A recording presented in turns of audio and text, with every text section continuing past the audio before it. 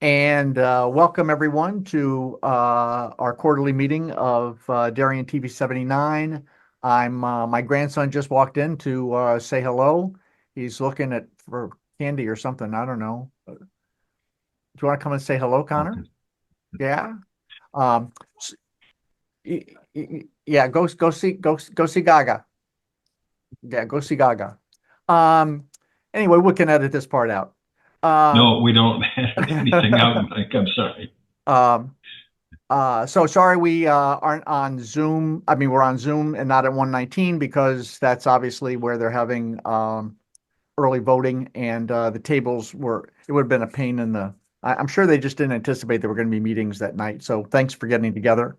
A date to, wait a minute, I just got a message from Cecil. I don't have a link to the meeting. Is one available? I just sent it to him. Do you want to try to send it to him, Jim? No, I don't have it at hand, but let Just me see if I can send it to him. it. Hold on, let me just let me give him the meeting number. Hold on. 5, 8, 5, 4, 6, 1, 2, 4, 9, 3, 5, 5. Anyway, so put on your schedule, the first selectman is meeting with all of the town boards and commissions. And so because this was a special meeting, we couldn't change the agenda to have Mr. Zagroski join us. So he is going to join us for a special meeting that probably won't last more than 30 minutes on November 19th at 7:30 in and I will try to schedule it in room 119 if that's available.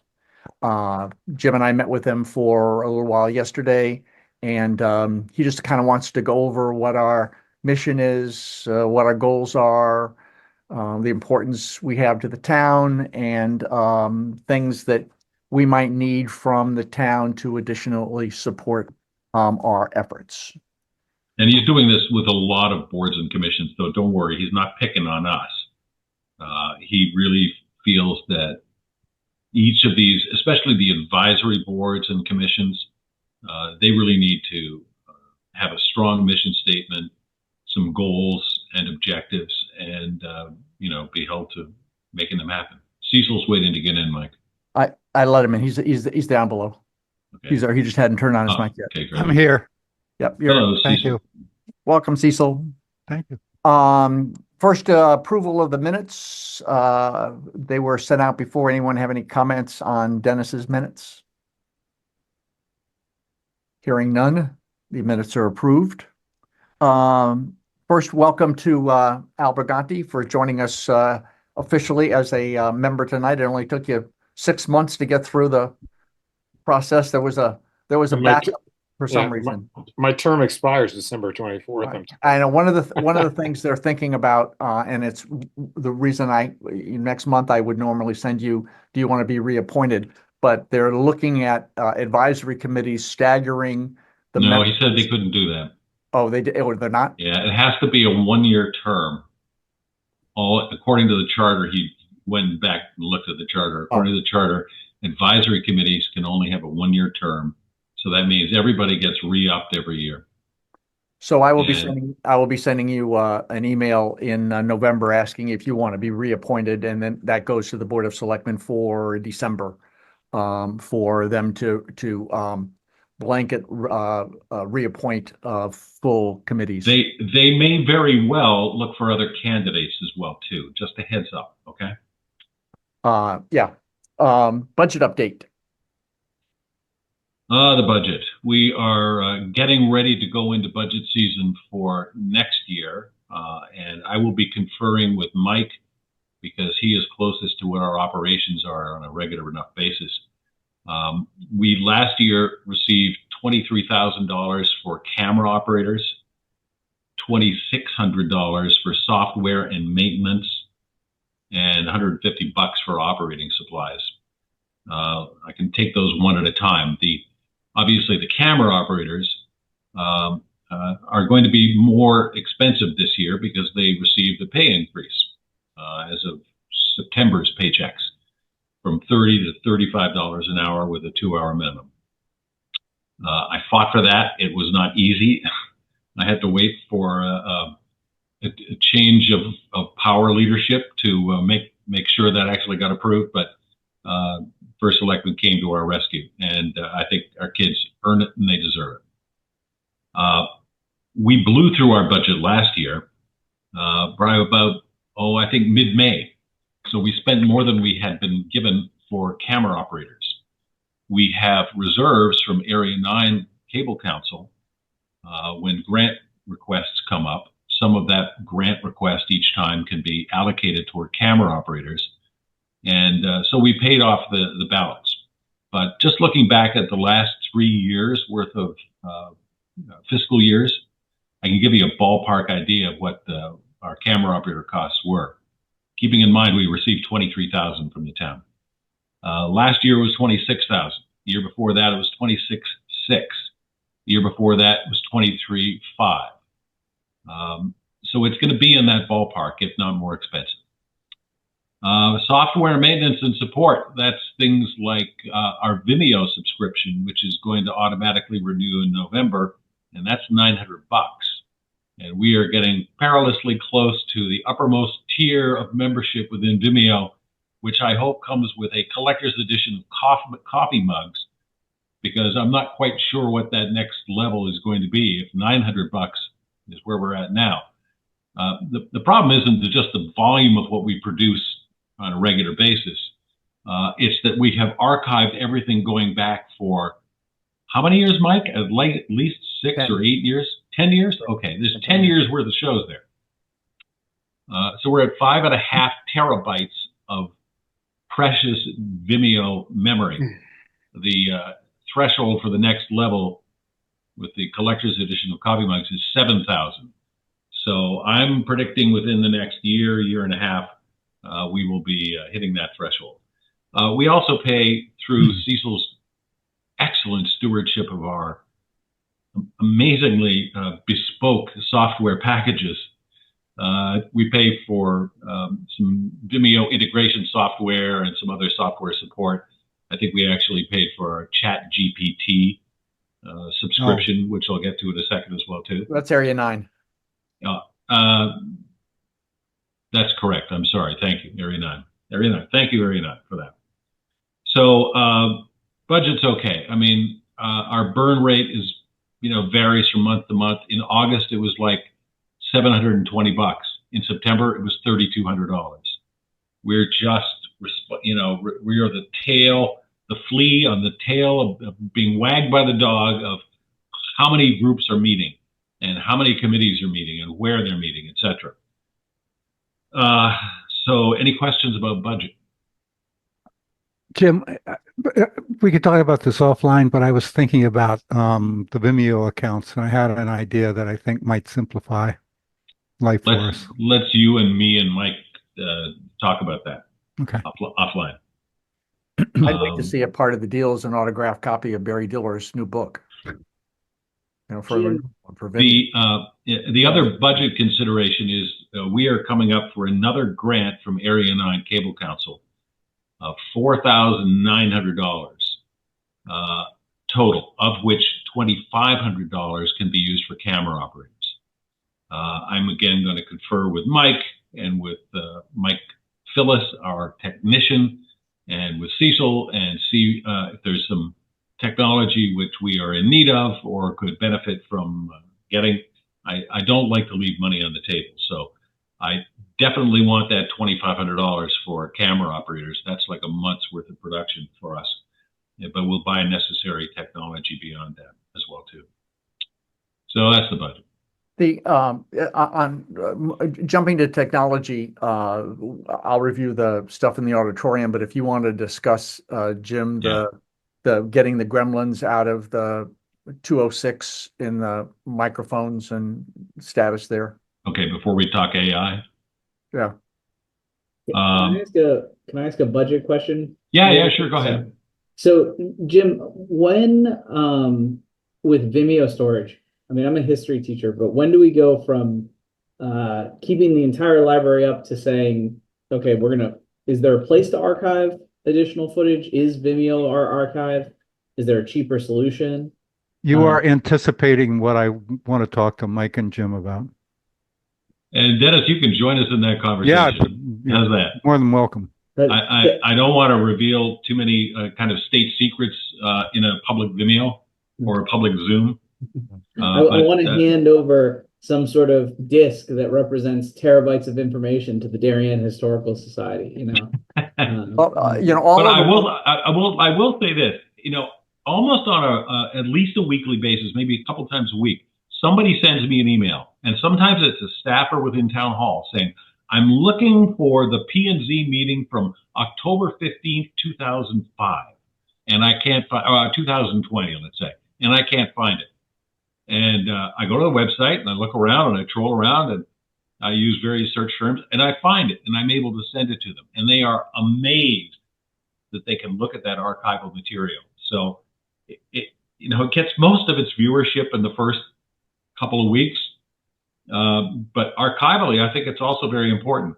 P.S. Before we even got on Vimeo, there are now and will be forever, I hope, boxes and boxes of DVDs at the library in the basement, which were every single meeting was on its own DVD. And that's they're what I all was there. kind of wondering. What is the 2024 version of the microfiche? But The cloud. the cloud. The cloud, yeah, the cloud. Yeah. Okay. Yeah. I don't know. We got to move all those DVDs up to the cloud.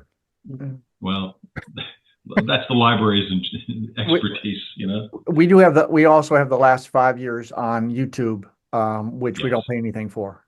And that's, and then but that's the backup. That's just there for primarily search reasons, because Vimeo's never been really very good on search. And a lot of our traffic comes from people who just finds us through Google search that takes it to the YouTube site as opposed to the Vimeo site. And we don't have any control over our destiny with that stuff on YouTube, right? Like if they No. change their sharing license or any of that. We can download it all. Okay.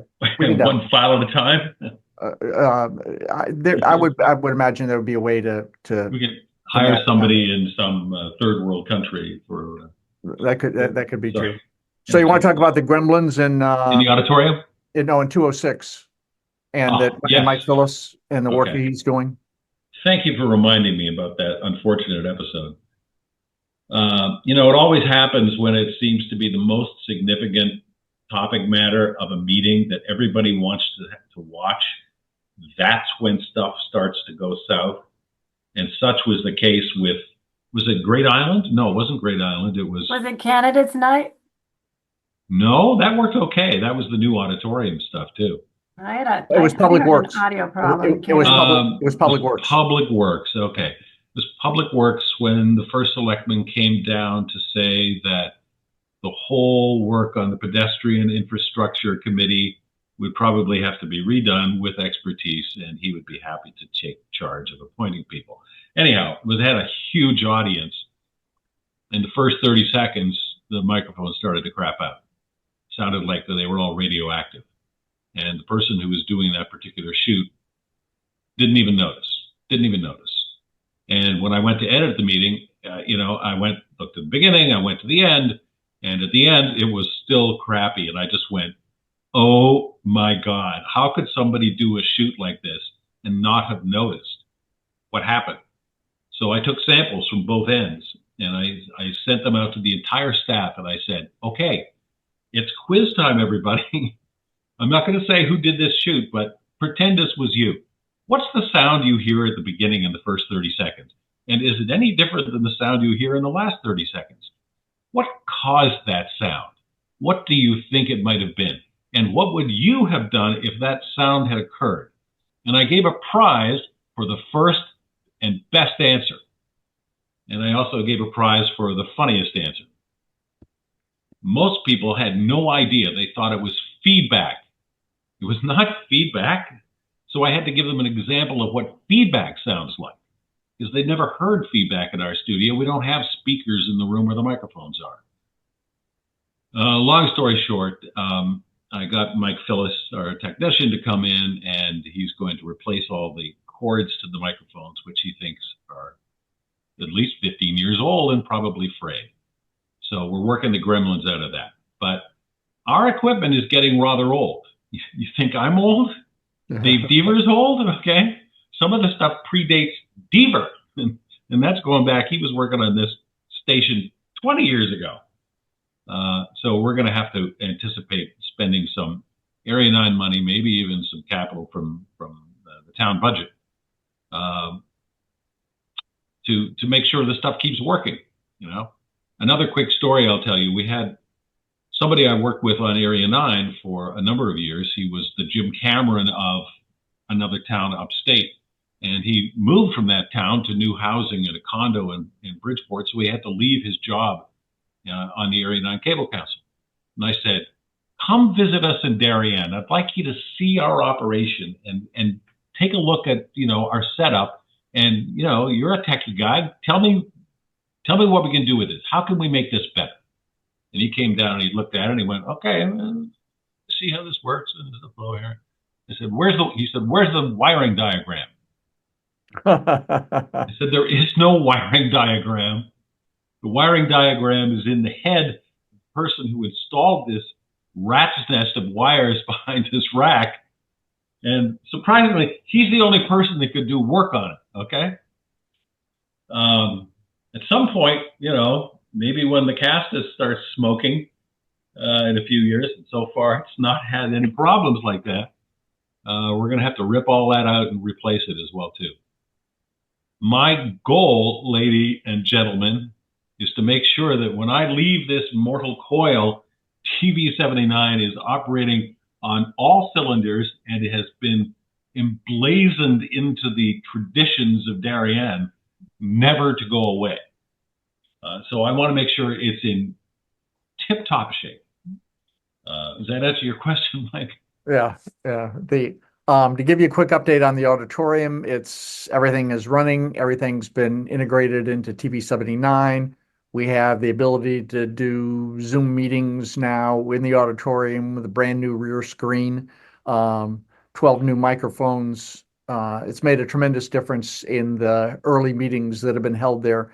We have not had the first Zoom meeting yet in the auditorium, but we're all ready to go So the idea is at an RTM meeting, if there's a town staff employee who's got to be there to perhaps ask a question from the RTM, he could be or she could be at home on Zoom and answer a question remotely so that they don't have to wait around for 2 hours after the end of the workday to perhaps be asked one question or not be asked one question. So it was ARPA money that was well used. Took a long time to do, but they did it's with a Crosstown unit. It's very simple to operate. So that's really nice.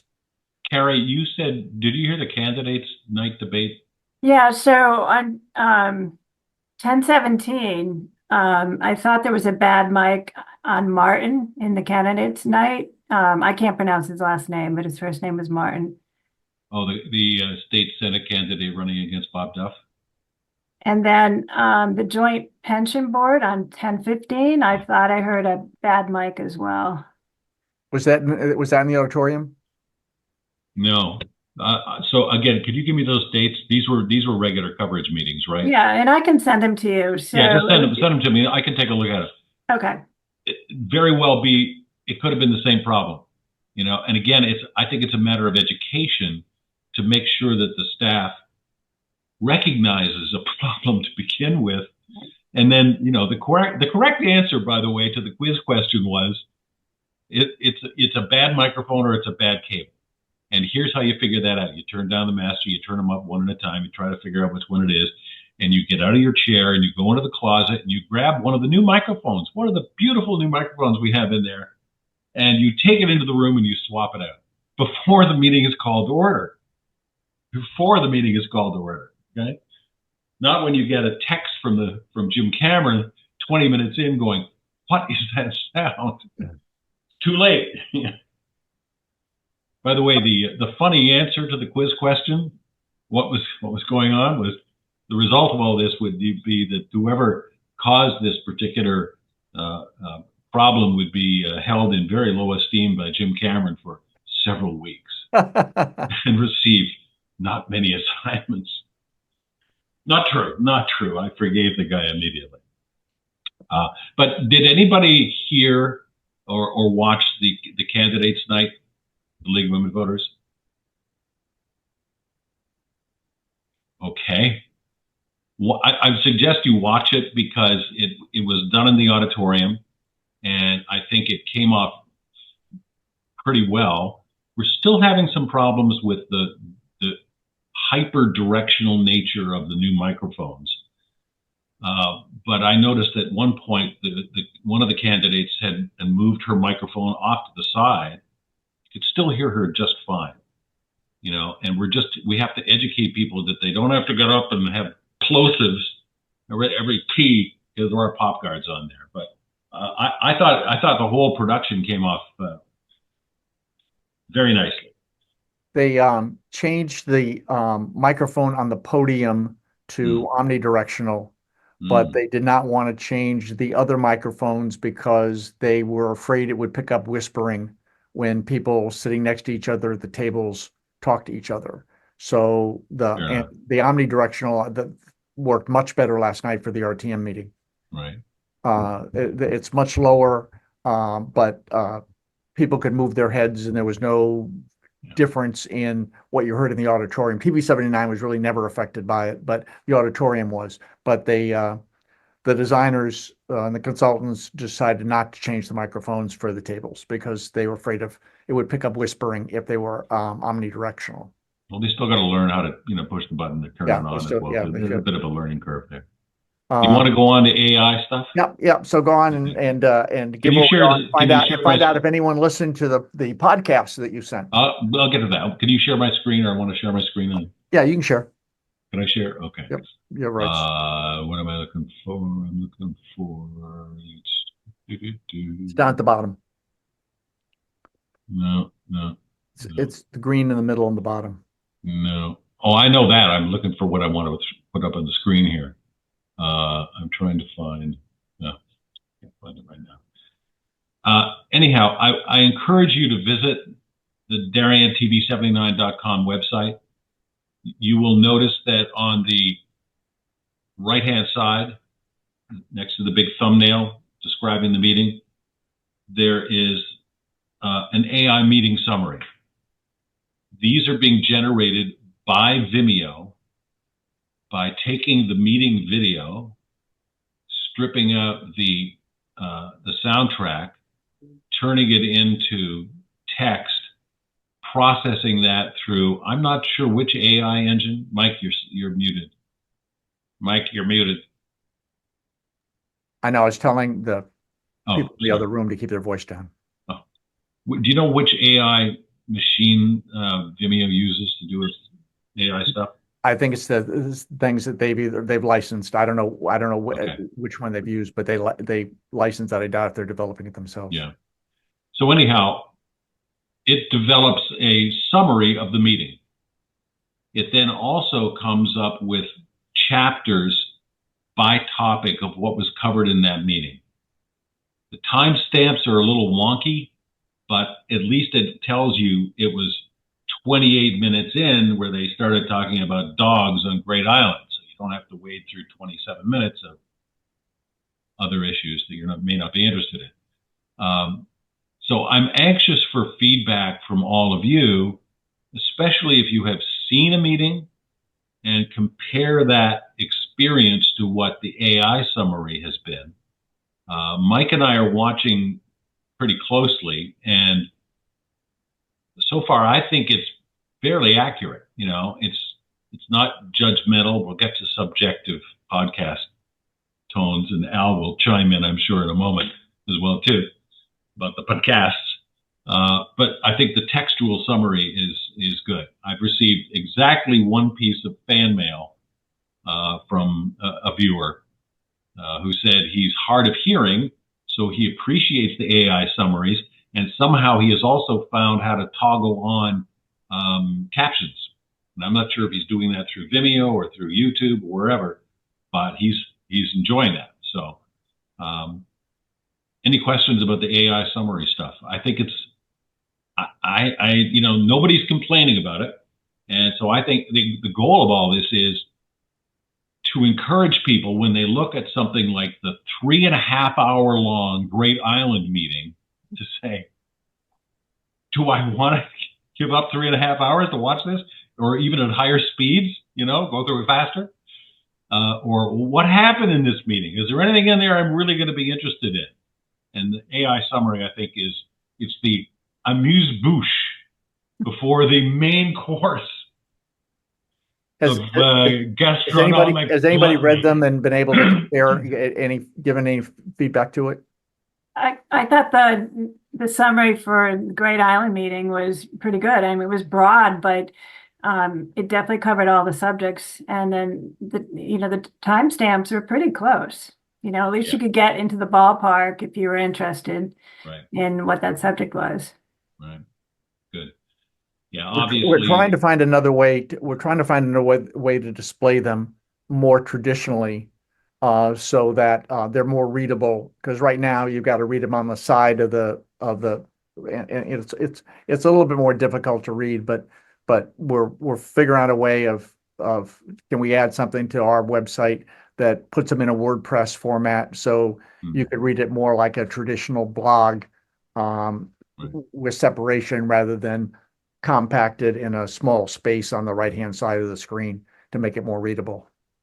it takes me about 10 minutes to do the AI summary from click to it starts being generated, and then it sends it to me as an email, and I cut and paste it, and I put it into the Vimeo description box, and I do some pagination to make it look pretty, a little more pretty, because it's just like a spew of text otherwise. And I don't mind doing it if anybody's going to look at it and read it. So the rest of your homework assignment is to take a look at the AI summaries and tell me what you think, especially if you see, alert me if you see something that's like factually wrong or you think is in some way objectionable.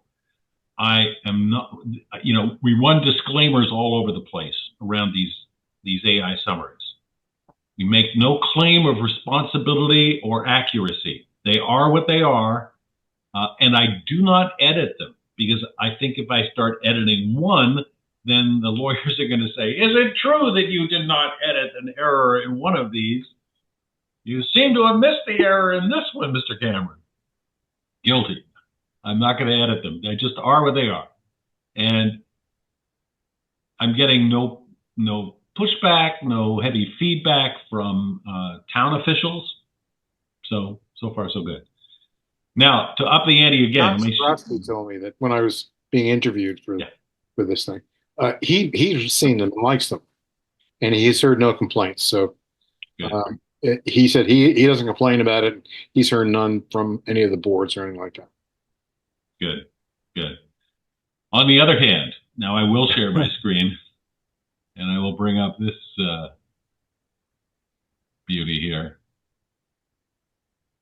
One of the things that I've been playing with is Google's new product called Notebook. And the way most of these AI programs work is you give it a bunch of stuff you want it to look at, and it uses that and analyzes it. In Vimeo's case, it's just the video of the whole meeting. But in this Google Notebook program, you can put in the video of the meeting with a YouTube link. That's all you got to do. You can put in an agenda. You can put in minutes. You can put in any kind of documents you want, and then ask it questions. Give me a study guide. Give me an FAQ. Give me a meeting summary. And it will also generate an audio version of a meeting summary. Now, Al has listened to, and maybe some of you have as well too, earlier versions of this kind of a podcast sounding device. Do I have to do something, Mike, to be able to share my audio outputs when I play this? We'll find out in a second. Anyhow, the way this thing works is it takes all that input. It does what Vimeo does, and it takes the video, takes the soundtrack, turns it into text, processes it along with the other information, and develops a dialogue, a back and forth between a man and a woman with synthetic voices, which then tell the story that they want to tell. In the Al, you'll love this. In the new enhanced version, just in the past week, I mean, this is how fast this product is evolving. You can now give that product direction, not just take, because the first round of what we heard was, it sounded like Generation X Valley Girls, like, oh, totally, yeah, and the Great Island. Oh, there's birds on Great Island. Oh, yeah, there are birds on Great Island. Oh, and it's like a bald eagle. Wow, I've never seen a bald. It was like, no, that's never going to work with our audience. You can now tell the product what kind of audience you want this done for. So in this case, I said a sophisticated audience familiar with the operation of town government, of a slightly older age. And I wanted it to focus specifically on the discussions with the consultant's presentation. You can tell it what parts of what you've given it to focus on and process. And so this is the result of the Great Island meeting as a podcast. So, please open.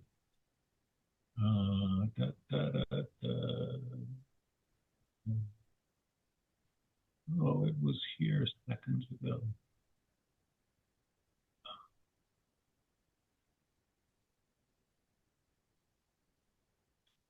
All right, guys. Okay, here we go. Welcome to the deep dive. Today we're diving into a pretty interesting debate that's actually happening right here in our own backyard. Can you hear that? Kind of leaking through? Okay. We do that again. Welcome to the deep dive. Today we're diving into a pretty interesting debate that's actually happening right here in our own backyard. The future of Darien's Great Island. Right. We've gotten a lot of you sending in articles about this, and it seems like the big question everyone's asking is pause on the ground. Yeah. Or pause off. Yeah, it's interesting how something that seems so simple, right? Like allowing dogs on this beautiful property, it just opens up this whole can of worms about ecology and what residents think, and even how a town relates to the people who live there. So let's get everyone on the same page first. Okay. Okay, and it goes on from there. Much better than the first round of these products, the podcasts that we heard. I'll send this to each of you so you can listen to it as well too, especially if you've seen the meeting or seen other media coverage of the meeting. I'd like your feedback.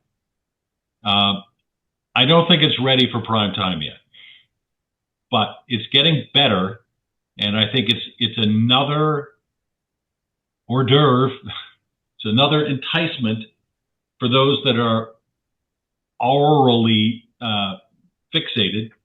Maybe listen to it on the train, or when you're walking on Great Island, you can listen to the podcast describing the meeting, as opposed to having paper or text in front of you. Hey, Jim. Yeah.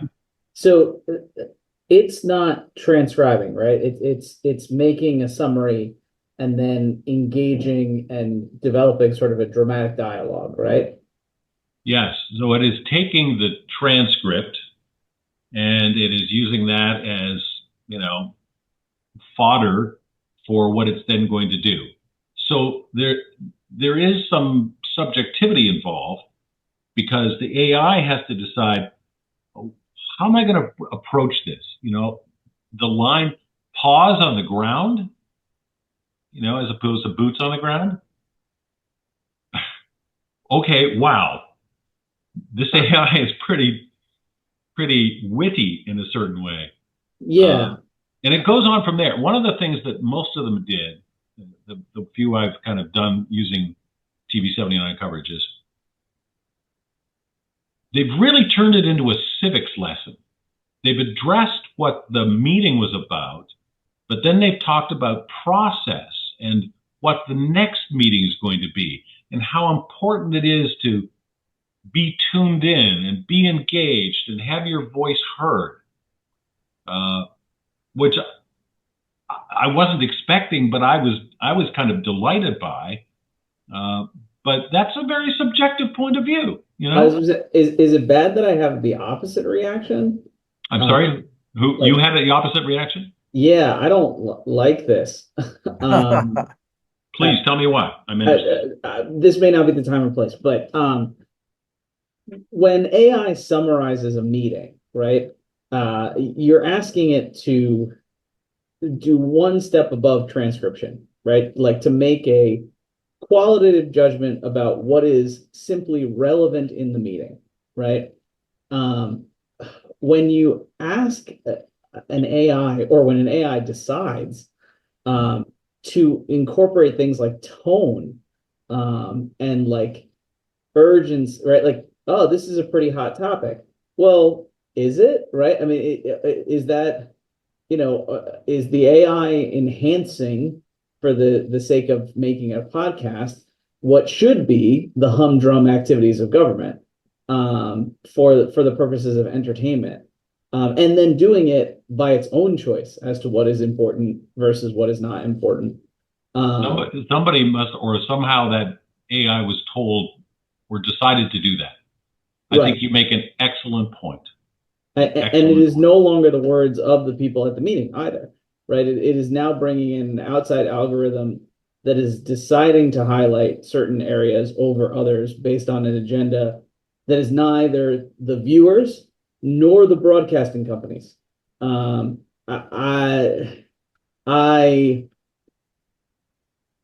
love it as an option for people. I don't like it as a public service for people. I don't know why, but my alarm bells are like firing here. Fair enough. That's exactly the kind of feedback I need. Yeah, listen to the whole thing. They did have a big factor in it and said they'd already cut down the trees. And I need to listen to the meeting to understand the truth, to what degree did somebody say this is a hot topic coming up, right? Like, is it simply paraphrasing an opening statement of the meeting? Or is it fundamentally making a decision and implying to the listener that they should feel about that way too? Which goes far beyond distributing public information, in my opinion. Well, consider this also. If you read a local newspaper, the reporter probably put that meeting in some context. They knew the people that were involved, who showed up, who said what, whose voice was perhaps, knowing the person's background and political clout, heard louder in the room, etc. AI has no idea who these people are. They don't know if it's John Zagrodzky, Joe Citizen, or Jack Davis, or Joe Schmo. It's another voice. So, nor can we evaluate the credibility of the reporter, though, right? When you open it up and say, "Oh, it's this person. She's been working here for 20 years," versus this is a unassailable, unknowable item that is decided. Yeah. That's why people have bylines and still have jobs. The few that are left. Yeah, because they've got some reputation and credibility. And furthermore, when I'm opening a newspaper, I expect that. When I open TV79, I expect a window to government, not a window that has been massaged to government. Well, this is a 3.5-hour window. You're going to have a panoramic view of all things dog related on Great Island, and then you can tell me if you thought it was a hot meeting, because Al, you've been very quiet, and I know you listened to the first one. Al, wake up, Al. Oh, there he is. You're muted. You're muted. I share the concern about kind of editorializing on its own. This is I'm not sure whether you put the spin on it when you talked to the AI and called it a hot meeting. Maybe you did. No, I didn't. The pause on the ground is, I'd love that. God, they could work for local television. They're really good. The first thing I heard was much more rah Darien.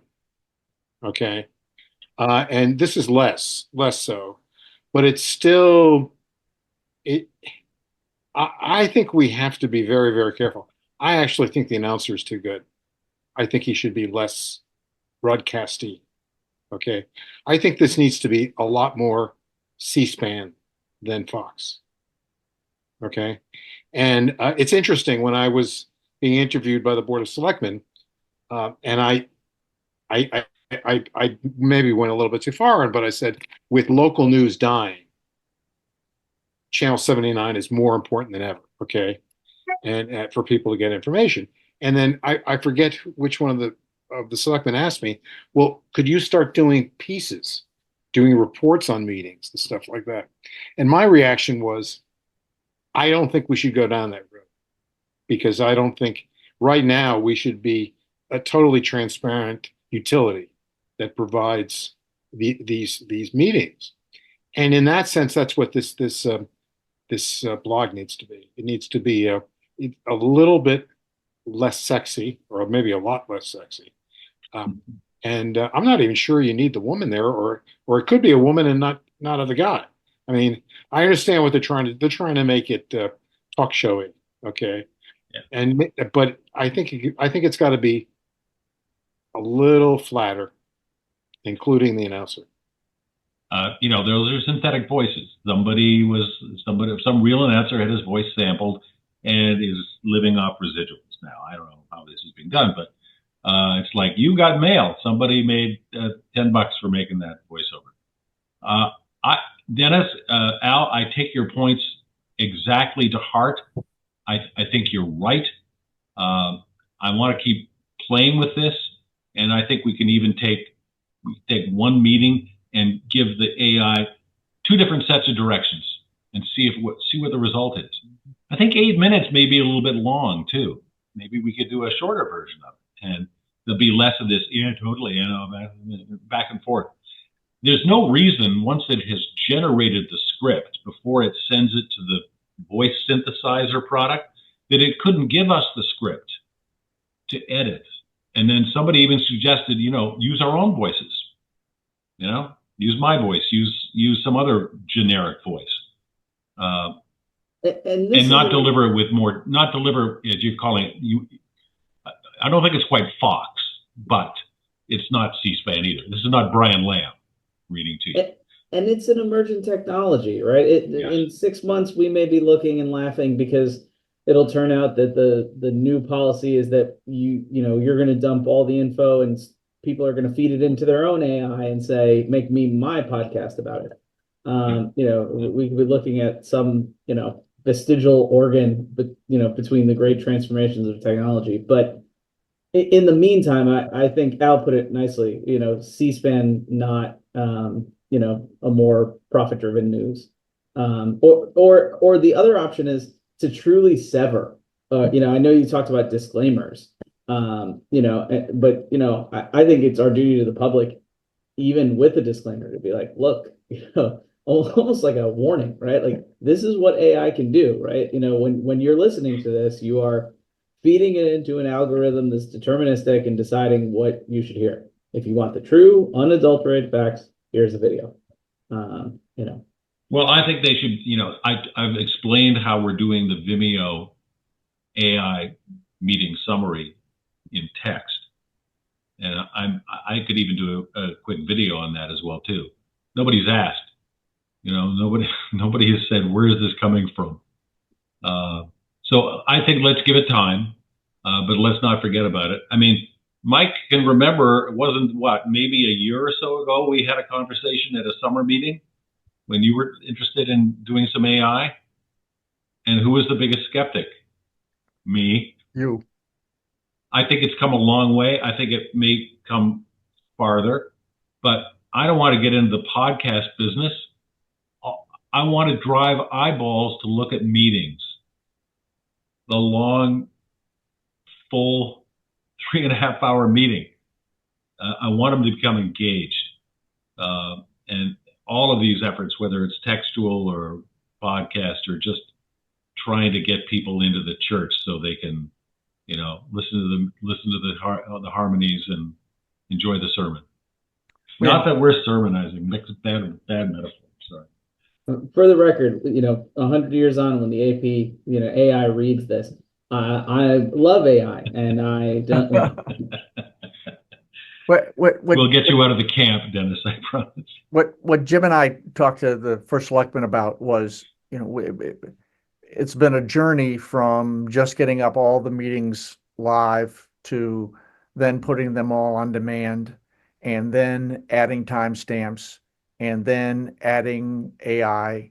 And so we've got the content, but are there new ways to communicate with citizens on the way? And obviously all of journalism is struggling with this, of how people get their information. And Dennis, I agree with you. We're C-SPAN and not a broadcast network, but how do we, and for instance, we could just click a button and make a podcast of every one of our programs. If someone wanted to listen to audio only, it's easy to do. But as we look at what's coming down, the first selectman even brought up TikTok yesterday. What are different techniques that to use his term, we can over communicate with residents to provide them the content in the form that they're most receptive to receive it. And so as you look at the media landscape and see potential ways to things we should sample, bring them up, because it is evolving. It's amazing how quickly it's evolving, and how quickly the AI summaries, how much better they've gotten over when we first started looking at it a year and a half ago, where they were 65 or 70%. Now they're 90 to 95% complete. There's some spellings that are wrong. There are some entrepreneurs that are trying to develop local newspapers or local online services around town meetings, but they have an editor, so they run it through AI. It writes the story, and an editor reads it, proofreads it, and then posts it as if it's an online newspaper. So as you look at the horizon, if you see things we should be trying, bring it up. Yeah. Last things on Jim, you wanted to talk about software. When should we do is it time to do another viewer survey? And two, looking at the information you get from your column in terms of data, is there other data sources that we should be exploiting to better learn how our audience uses our content? I write this column for CT Mirror, and they're very tech savvy. P.S. They're not using any AI that I know of at all up there. They actually have real reporters. Now, the real reporters occasionally might use Perplexity for research purposes, but I digress. Anyhow, CT Mirror puts out newsletters and, a morning edition, an afternoon edition, and talking transportation, and then one on housing, et cetera, et cetera. And they subscribe to a product called Glue Letter, which gives them astounding metrics on how many people have opened it, how long they spent with it, what they looked at, did they follow any embedded links in it. Tremendous feedback. There's another product that they also get called Parsley, and they've given me access so I can actually stop pestering them. I can get my own data on my own column, see how many clicks did I get? When was it? Were they on Sunday or were they on Monday? I'd love to get some more data on our audience and what they are looking at, where, and how. We haven't done a viewer survey for, I'm thinking, at least 2 years. We've done some in the past. I think just using MailChimp, as a matter of fact, which has a pretty good survey product. I'd like to replicate some of those same questions so we can, track year over year, see if the results are different. But I'd also like to add some new ones as well too. What I'm most interested in is anybody watching on cable anymore? Because I still put a fair amount of time into programming a different rotation every day. if no one's watching or nobody is, unless it's, John Zagrodzky unveiling a statue of Monica McNally in the auditorium live, we don't have to put as much emphasis into it. It is Altice, Cablevision, Optimum that brought us to this party. We have evolved into a much more, I think, on-demand focused service. My gut tells me most people are watching us through the website, through Vimeo, through YouTube, and I just think that information would be valuable to get. So, anybody want to join a small subcommittee on creating a newsletter? Viewer survey? I'd like to maybe talk about a little bit if we want to do maybe an added promotion. I know last time you did a little PSA, which was great. Yeah. And you did the email, but I wonder if there's something more we could do to get more eyes onto the survey. Well, two things. One, promotion I would love to talk with you about. And by the way, I have a surprise for all of you as a select sample audience. I have invested some of my own money in a Channel 79 promotional tchotchke, which you will be receiving, and I'm not going to tell any more about it until it loses its element of surprise. Second of all, I think once we have the survey ready, yes, Carrie, I think we should pound the heck out of it and make sure everybody on the planet knows that it's there. Right. We can get it linked to in the town newsletter. I can send it out to everybody in the RTM and their children and grandchildren in Florida. I want to get a larger sample size than we had last time. Right. Cecil, I think if you remember, maybe we had 250 replies.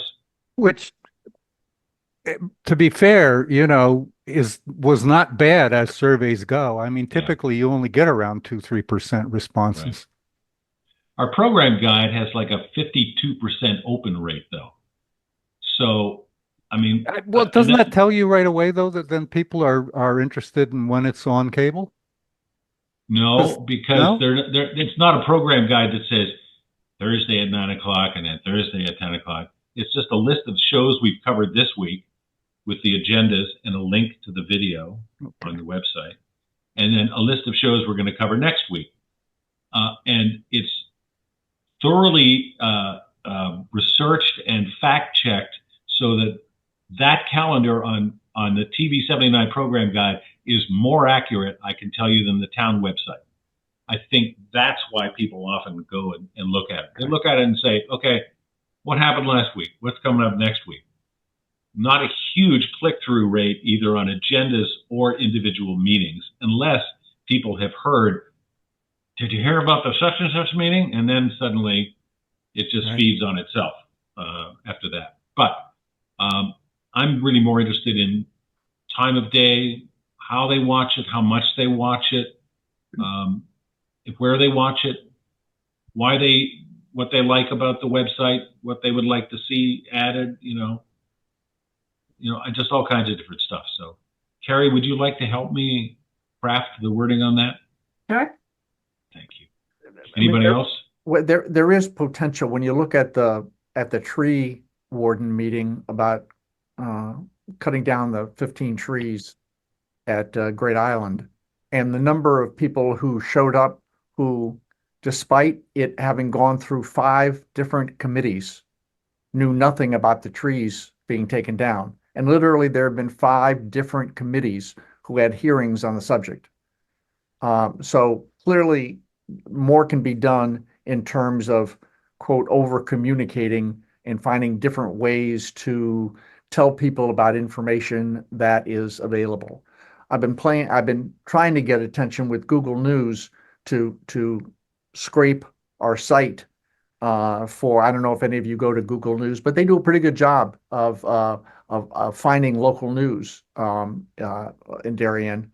And but we don't do a minimum of 10 stories a day, and that's their threshold. So I'm still trying to work a way around and looking at the Google News initiative as they look at different techniques to reinvigorate coverage of local news as it deteriorates. And we're the ultimate source for local news because it's not influenced by any opinion. It's like C-SPAN. It's what you see is what you get, and there's no editorial interpretation of it, which would be perfect for a Google News to scrape, particularly as AI gets better at summarizing what the story was about in an even-handed fashion. We are getting better traction from the Patch and from CT Examiner. I know the reporters there, and they're actually putting links into our meeting coverage at the bottom of the story they've written about a particular issue, like Great Island or what are the other ones? Rich Kaufman and Megan Muldoon. Mostly because that's how they got their information. And well, I know that they watch our meetings. They don't attend them in person. So, and I tip them off if there was a particularly hot meeting. I don't like to use that phrase. If there was a lot of interest by the public, their viewers, readers, listeners, on a particular topic, I'll say, you might want to check out the thus and such meeting. And so we've been pretty good in terms of helping each other in that regard as well, too. Anybody else have anything they'd like to bring up? We can't do any new business because this is a special meeting because we had to change locations at the last minute. But any final ideas on things that Jim said? I will send out the podcast, the Great Island podcast for you to listen to in its entirety, and any other experiments that we do in this regard as well too. But I appreciate your feedback, Dennis, Al, especially. I thought you make very good points, and keep it coming. If you hear, you guys are the TV79 Advisory Board here, okay? Please advise me. I need your feedback. I think it's great. Like I really, it's almost like, when we talk with John about the mission statement, right? Is like, Jim, I think about the way you promote the channel, right? But there's a very clear difference between your promotion and the town meetings, right? There's chat with this client, do this, here's a tweet, right? And every time I see that, I know that's one camp of what we do. And then there is the meetings, right? And they're sort of anti-septic, they're as crystal clear as they could be. And I'm wondering if we can articulate that in the mission statement and say, we do two things, right? One thing we do is public reporting directly as a government service. And then secondly, as part of our promotion, sometimes we try AI things. We attempt, the promotion of a podcast. But when we do that, we want to be very clear about the disclaimer of the fact this is different than the meeting itself, or something to that effect. Okay, thank you. And I will send you. I'm running the Zoom version of AI on this, so I will send you the Zoom version of the meeting summaries. As I can imagine in offices of how much meeting summaries are being used for people who are either can't make a meeting or are multitasking in the meeting and not paying that close attention, and they're waiting for the summary and the follow-up steps. But I've only seen a couple of the Zoom summaries, but you'll be very interested to see the Zoom summary of this meeting. And I will take that Zoom summary and I will put it in the notebook LM, and I will create a podcast based on this meeting, which you have all attended, and you can compare your experience as a participant with. We need to give these men and women names, but I will send it to you as well too. You'll be amused. Good. So, do I hear a motion to adjourn? So moved. A second, Robert.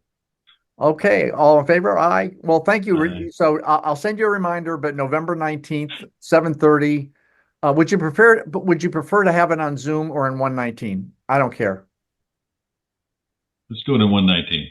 All right, we'll do it on 119, and maybe we'll figure out a way to bring anyone in who can't make it. But I'll book 119 tomorrow for November 19th at 7:30. Great. See you then. Have a well, Thanksgiving won't be then, but between now and Halloween. 19th, history will be made. Yeah, Halloween. Good night, right? all. Halloween. Good night. Good night.